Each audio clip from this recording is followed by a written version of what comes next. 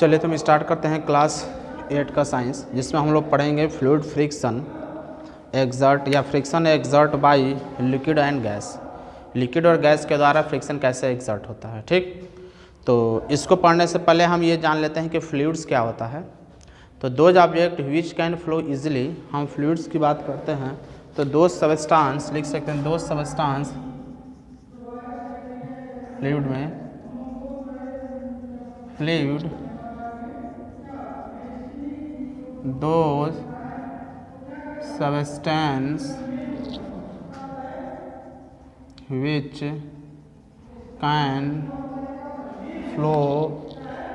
can flow easily is called fluid। यानी वो सारा सबस्टांस जो आसानी से फ्लो कर सकता है, बह सकता है, उसको हम बोलते हैं फ्लूइड्स। ठीक ना। एग्जाम्पल में आपका कोई भी लिक्विड्स हो गया, तो पेट्रोल हो गया, डीजल हो गया, केरोसिन हो गया, वाटर हो गया, एयर हो गया, गैस के मॉलिक्यूल्स हो गए, nitrogen, oxygen, hydrogen, carbon dioxide, जितने भी हैं सब हमारे क्या आएंगे, फ्यूल्स में आएंगे। क्योंकि मोस्ट कॉमनली जो लिक्विड्स होता है, जो अधिकतर लिक्विड हमारे चारों तरफ पाया जाता है, वो वाटर है, इसलिए हम कह सकते हैं कि वाटर इज अ फ्यूल्स। दूसरी चीज़, गैस में हम देखते हैं कि हमारे चारों तरफ जो सबसे अधिक मात्रा में जो गैस पाया जाता है वो क्या होता है, हमारा गैस एयर होता है। तीसरे हम कह सकते हैं air is a fuels. Air भी क्या है, एक प्रकार का फ्यूल्स होता है। तो इस तरह हम कह सकते हैं water and air are the common fuels around us. अब फ्रिक्शन जो होता है, चूँकि ये तो पता चलेगा फ्यूल्स क्या होता है, हमारे चारों तरफ वाटर और फ्यूल्स जो होते हैं, एयर होता है, चूँकि फ्यूल्स होते हैं। अब कोई ऑब्जेक्ट अगर वाटर और एयर में मूव करता है तो उसके ऊपर एक फोर्स लगता है, जिसको हम बोलते हैं फ्रिक्शन ऑफ द फोर्स। तो force exerted by the air or water या fluids when an object move in the fluids, उसको हम बोलते हैं fluids friction. The friction whether an object move through fluids is called, कह सकते हैं हम यहाँ पर फ्यूल्स फ्रिक्शन में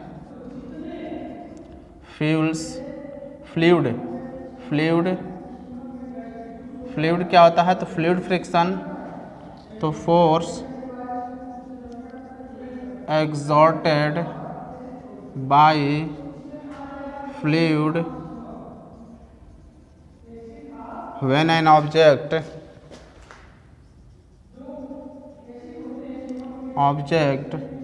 move in the fluid is called fluid friction। fluid is called fluid friction। जब कोई ऑब्जेक्ट मूव करता है फ्लूइड में, तो फ्लूइड के द्वारा उसमें फ्रिक्शन लगता है, उसको हम बोलते हैं, फोर्स जो लगता है उसको हम बोलते हैं फ्लूइड फ्रिक्शन। अब एयर और वाटर में सवाल उठता है कि कौन ज़्यादा फोर्स लगाता है। तो एयर वाटर में अगर हम कंपेरिजन करते हैं तो एयर जो हो हमारा लेस फ्रिक्शन लगाता है देन वाटर।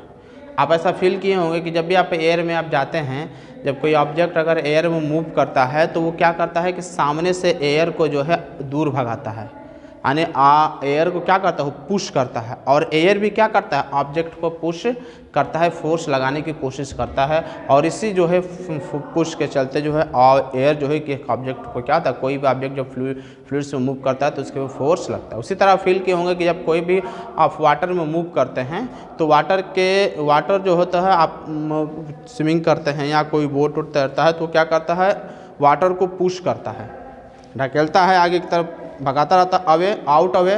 और वाटर क्या करता है, इस ऑब्जेक्ट को पुश करता है।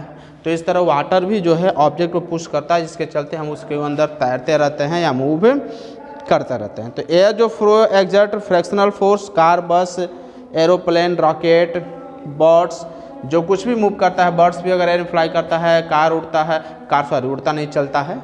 और एरोप्लेन अगर मेरा फ्लाई करता है, बस, ट्रक जो भी अब मूव करते हैं, सबके ऊपर क्या करता है, एयर जो है प्रेशर लगाता है, फोर्स लगाता रहता है। ठीक ना। अब ये जो फ्रिक्शनल फोर्स एक्सर्ट किया जाता है फ्लूइड्स के द्वारा, उसको हम बोलते हैं ड्रग। तो ड्रग भी कह सकते हैं कि frictional force exert by the fluids, जो हमारा होता है फ्रिक्शनल फोर्स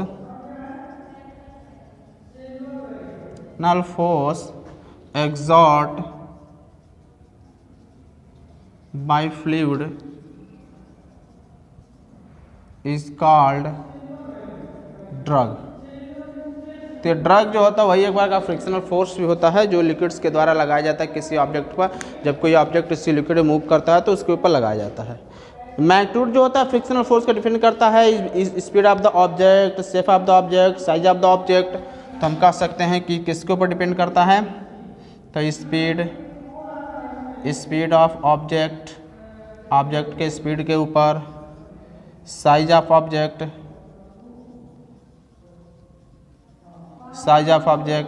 ठीक ना, शेप ऑफ द ऑब्जेक्ट,